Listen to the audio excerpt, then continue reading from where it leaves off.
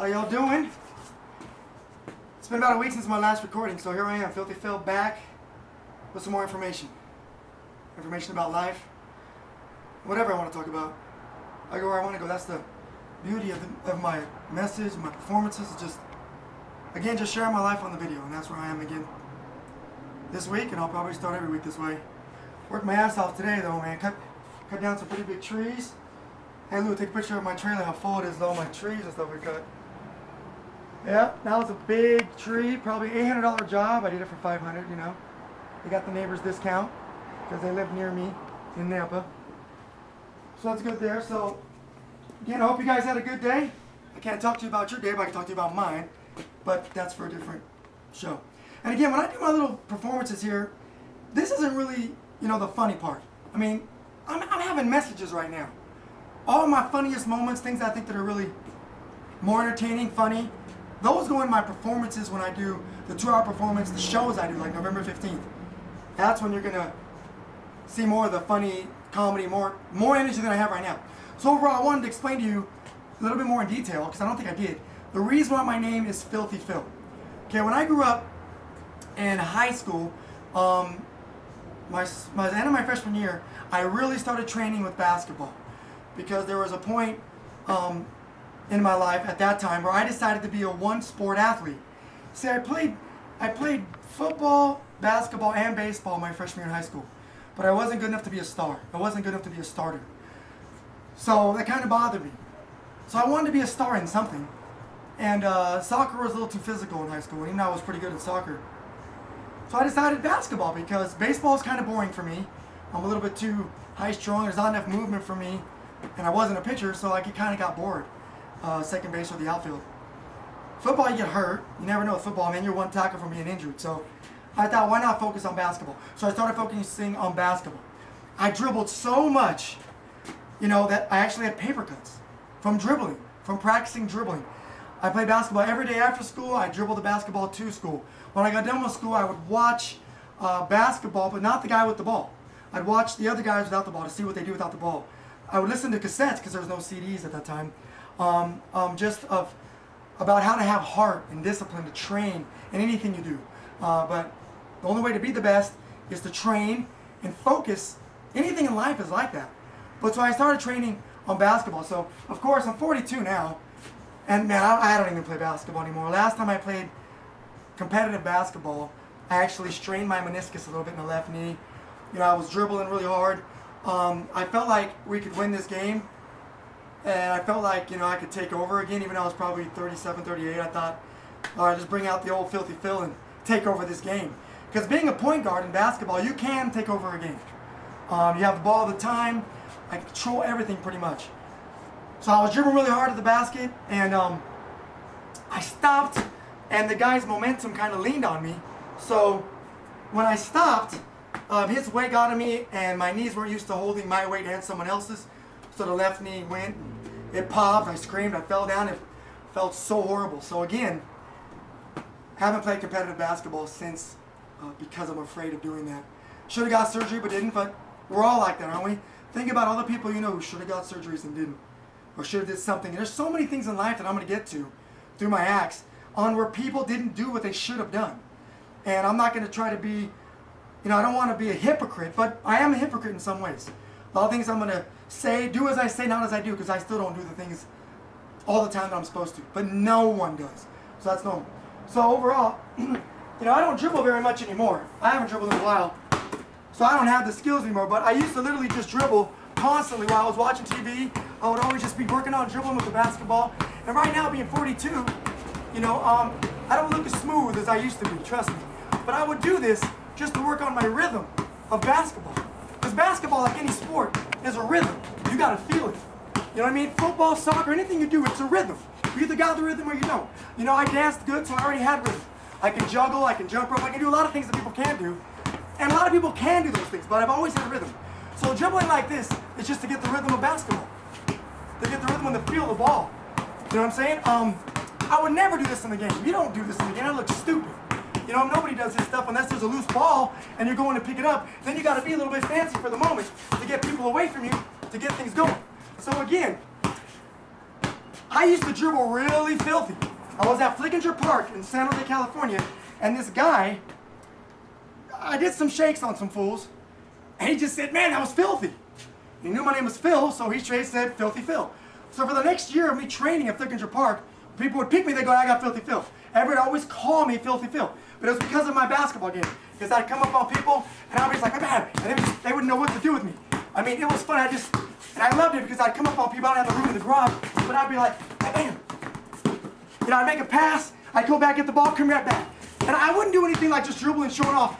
I would come up to you, I'd be like, bam, and I'm just gone. Whoa, slippery in the garage. But that's what I would do. I'd feel it, I'd go this way, bam, I'm back this way, bam. People are coming back, come back, shoot the jumper. The game was filthy. That's why my nickname's Filthy.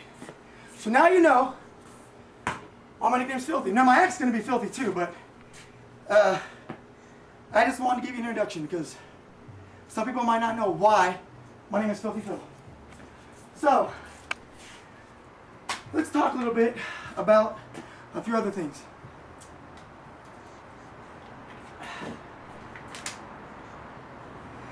Through my show here, again, it's for my family and kids to watch, and closest friends and family that are out of state. But I hope I can be a role model in some way. It's hard to find a role model, you guys. A good role model, because even me, I'm not the best. But I want to talk about the things I think that could influence you, that could better you. And your friends and your family and everything. So, I never had a role model, really. Practicing basketball, my role model was Isaiah Thomas. I always watched what he did and tried to play hard like him and study him. And he was kind of like a role model. My mom went through 3 divorces, so I never really had a father role model to look at. My Uncle Stephen was my role model for kind of like financial advice. Because I thought he was good with money. He was probably one of the wealthiest in the family, if not the wealthiest. So I always talked to him about money. A lot of times I could talk to my mother about marriage, even though I wasn't married. I talk about relationships, and my mom tried really hard in life. She was really a good mother, is what she focused on, more than being a wife. And a lot of things she did, I used them as reverse psychology to better myself as a boyfriend, or now I'm a husband. So my mom taught me a lot of things through her failures. And we all learn that way, you guys. And that's just the way life is. And some of our learning experiences are worse than others. I mean, it sucks when you learn about STDs because you didn't wear condoms. Or even my son Isaiah was an accident. I wasn't wearing protection with his mother, and she got pregnant, and now he is probably one of my biggest blessings in my life. So some accidents can be such a blessing in life. People have stories where they get a flat tire and they meet their future wife, or something bad happens and they go somewhere, and it's weird how the God works, but you're at the right place at the right time, and then you start a new chapter of your life, and boom, there it is. It's a new career, a new best friend, or it could be a future wife. So again, I want to try to be people's role models in some ways. Every time you watch my videos, I want you to learn something. I don't know if you want to learn something. You're going to watch and go, whatever. And maybe you won't pay attention or understand the true message to what I'm saying. But that's okay. Because, again, there's somebody watching me who's saying, you know what, it makes sense. He's making sense. I like his idea. I like his opinion on that. So, I want to try to be a role model for a lot of people who want to watch this video. And as these videos go, I'll keep talking about so many different things that I could relate to, or something that I think I can interpret in a way of a good message for my followers. And again, so that's kind of my thing. Right now, being a role model for the people around me, I am a role model for all of my workers. They're always asking me advice financially, marriage, family advice, what cars to buy, what cars not to buy, what kind of loans they're looking for credit cards, or how to handle their credit cards, and their relationships. They're always asking me, what does this mean, what does that mean? And I don't always have the correct answer, but I have a good idea. I really feel I do. And if I don't, I tell them, hey guys, you know what? It's not my subject. I really don't. I can't get you on that one. I wish I could, But most of my information is always going to be through true life experiences, my own experiences, or one of my friends, or a neighbor, or a client. Some of my information is coming from them, because I was with them through bankruptcies and divorces and bad children and bad investments and car wrecks and just death in the families. I mean, I have a client who I think has stronger faith than me. His wife died in her low 40s, and they were happily married. I think they were blessed. They had good health, financially successful, good friends. I mean, I don't know why anything would happen in his family, but his wife passed away, and he seemed okay with it, you know, a few weeks after I talked to him, and I had to ask him, how are you coping with this? I mean, you look fine. And I would still be so sad or stressed out, or I'd still be mourning. And he straight said, you know, I don't question what the Lord does. And the Lord's in everything involving my life. And he obviously needed her now. So who am I to question the Lord? So I'll move on to the next chapter of my life without my wife, but I'll keep all the memories, and we have our kids, and everything's great. And I'm like, you're a way better man than me. Because that would be really hard for me to just let that go and say it's okay. I'm one of those guys, like most people here watching, would say, why? Why, God? Why? Why? We always say why. And that's normal. So I'm going to be normal in that way. He's got great faith, and he's a little bit, I don't think as normal as most of society, who have religious beliefs at least, or spiritual beliefs. My opinion of religious people are a little bit too much into their belief. They preach it all the time.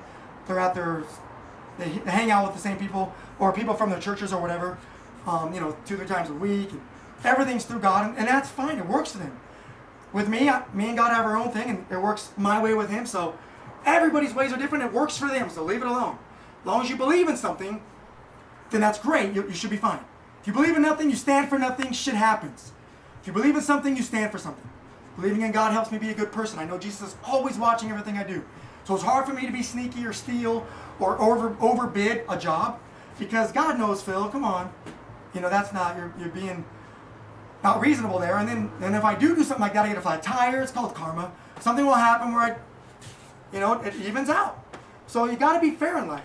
It's very important. So again, with my workers, that's where I feel like I'm a role model with them. I'm a role model for my mother, my brother, my family, my son and daughters. They're always asking me things, and I try to give them my honest advice, and I try to live by example for them. I work hard, don't hit your mother, and try not to yell at your mother, and respect your mother, and respect my kids. I don't hit them.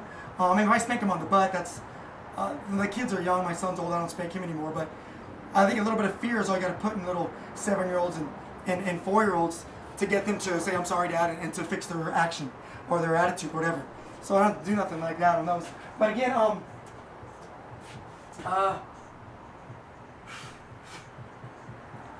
another thing that motivated me real quick with basketball was I made basketball my freshman year. Remember, I told you at the bench.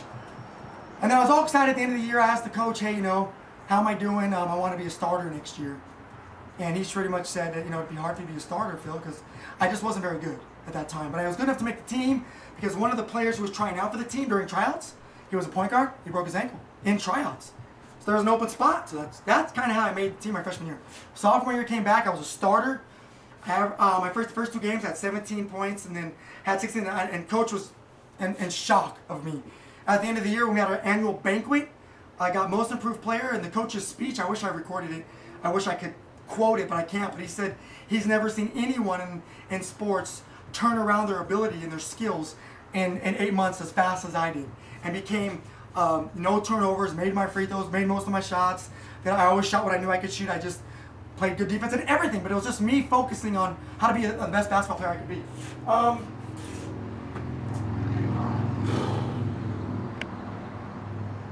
Another thing to help me in life, this might be a different note. I might be rambling on and running somewhere, and that's the beauty of my performance. I can talk about whatever the hell I want to talk about. But I was going to talk about being a role model and learning about life, who I am. A lot of people messed up things in their life, and I looked at that like when my mom had some problems, and I used it as for me to learn to be a better person. People who get in trouble with the law, I've learned the law is just it's just not very fair with their fines and their classes and random UAs, and it's hard for them to keep a job, and I just feel bad for anybody who's in the wrong side of the justice system. It's just not fair from what I can see. I don't know the whole complete justice system, okay? But I got about 5 or 6 people in my circle who deal with that, or who have dealt with it. And it's sad. I mean, they cry and literally cry to me, adult men, because they don't know what to do. And I try to be a very flexible boss, because some of these guys are just part-timers that help every now and then. And I just try to give them some hours so they can eat, because if I don't, they're going to do crimes. They can't get a job. With work release, you have to leave when you can. You're late to work because you're doing UAs. They got families, girlfriends, friends. They got payments. They got they can't survive. So I feel like a blessing to those people to try to help them. And at the same time, they respect me, they help me, and I think it's a good trade. And I think God works through me to help them. Because even though they've made some bad decisions, someone should help them. And I chose to be the one to say, hey, I'll give you a chance. And people have come and gone. Some people can't hang with what we do for a living, and that's okay. But again, some of those things, they've been with bad girlfriends. They've been with bad neighbors. They've bought bad cars and bad investments and bad with their money or drugs or just staying out late at night. I mean, I always try to tell my workers, nothing good happens after midnight. You know, just try not to go out and do things after midnight, really. I mean, if you're at a club or a bar or at a house party, get home by midnight, because trust me, I think some of the worst things happen to us when we're younger or when we're out being single, when we're out after midnight. Trust me on that one. I don't wish that on anybody. Well, another thing I want to talk about, because I got a few more minutes, is real quick about, I saw a lady today, a client of mine, and she was walking her dog, and she just didn't look happy. And it bothered me because when I see someone like that, I could be wrong, but I can read a person any way I want to. If I misinterpret it, so be it. But I see her, and I see stress, I see anxiety, I see a jaded woman. I see a woman who should be, she just has that look. I don't know how to explain it, but she just doesn't look happy. And it bothered me because she should be happy. You don't have to be jolly, smiling, all that stuff, but I've seen her 5 or 6 times in the last year, and she just always looks like she's just sad. And that bothers me. She's a pretty older lady, and I think she should, I'm losing my thoughts, but her aura is very contagious. When you see someone who's kind of, frowning, oh, hey, how you doing? Not happy, it kind of makes you not happy. You can't go like, hey, how you doing? When they're like, oh, hi. You know what I mean? Because I'm all excited and they're not, now I want to feel sad because they feel sad. So again, things are very contagious. If she was smiling and say, hey, Phil, I'll say, hey, how you doing? Then we're happy and we talk about good things together. Because it's contagious. For example, so you understand the contagious thing. If I fall off my skateboard, which I don't have anymore, well, let me take that back. I have a skateboard. It's a Tony Hawk skateboard with independent trucks. It's an old classic one. It's cool. If I fall off my skateboard playing with my daughters and I start crying, my daughters start crying. But if I fall off my skateboard and I'm laughing, my daughters start laughing. So you see how it's contagious. If I come home in a good mood, hey guys, how y'all doing? I'm happy. They come home all happy. Come to me happy. If I come in I'm in a bad mood, then they walk away and they're in a bad mood. It's funny how life is, you guys. But everything you do is contagious. I try to be a very positive person. People around me, it's contagious. They got to be positive with me because I don't go negative. If they're feeling kind of down, oh man, my girlfriend's doing this, I'm like, man, don't worry about that, man. You got so much else to focus on. That's better, more important to keep your hopes up and your joy and your smile. You got your nieces and nephews, you got your brother, you got your job, your employees, your friends. You've got people around you to be happy for because you have a good circle. Or focus on that and you'll be happy on life. You got your health. Again, you have a job. Some people have problems, don't have a job. That makes things even harder. So again, I try to tell my guys, always be positive out of everything negative. Just try to focus on that. Again, that's contagious. If I'm in a bad mood at work, people stay away from me. They're in a bad mood too. Oh, Phil's in a bad mood. It's contagious. I've got to have a short memory to be a better person. They say the most healthiest people, they don't say, but I have read that good health is, or happiness is good health and a bad memory. Because a lot of bad things have happened in life. And if you keep thinking about those things, they bother you. And that doesn't make you happy, and it doesn't make you healthy. Because it doesn't make you healthy because it's stressful. So, again, everything you do is contagious. When you go to work, be happy. Be early at work. Other people will be early at work with you. That's important. No matter what you have at home, if it's a problem, try not to bring it to work. Try not to bring it to your friends. Unless you have that one friend to vent to, then you can bring your tears to them and your sadness and let them help you with that moment. But try not to just keep spreading around that negative energy everywhere you go. It's just not good. Have compassion to your circle, the friends around you, and bring them a smile or bring them a comfort aura. Something they can say, how you doing? How you doing? It's good. Again, I think it's important to remember everything you do is contagious. So be positive around your family and friends. I'm about 15 minutes in, so I can't go much longer. I think that'll be about it. So again, I don't got really nothing funny to say today, but I wanted to talk to you guys and explain some things that's just going on in my life. Next week I'll talk about more things, Now you know why my name's Filthy Phil. I can't dribble as good anymore, but if only you can imagine, it used to be good. I used to have a lot of fun. I won a 3-on-3 basketball tournament in Boise here, and then I was at Hastings like a week later, and somebody came up to me and said, "Hey, I saw you at the 3-on-3 basketball tournament. Man, you are awesome. Did you ever play college ball?" No, I didn't play college ball. I was a very good street ball player, and I was very good at high school. But college was a whole different level. People were just as fast as me, stronger than me, taller than me, smarter than me. There was a lot of holding when I was running around, and I just could never be basketball. I was never good enough to be a college material. That's okay. That was never my goal. My goal in life was to be the best at high school I could be, and just to be a good person and to have fun, and I always did. So until next time, thanks again for your time to watch some of this video with me, and I'll talk about some more things next week. It's interesting. So have a good week. God bless, and Filthy Phil out.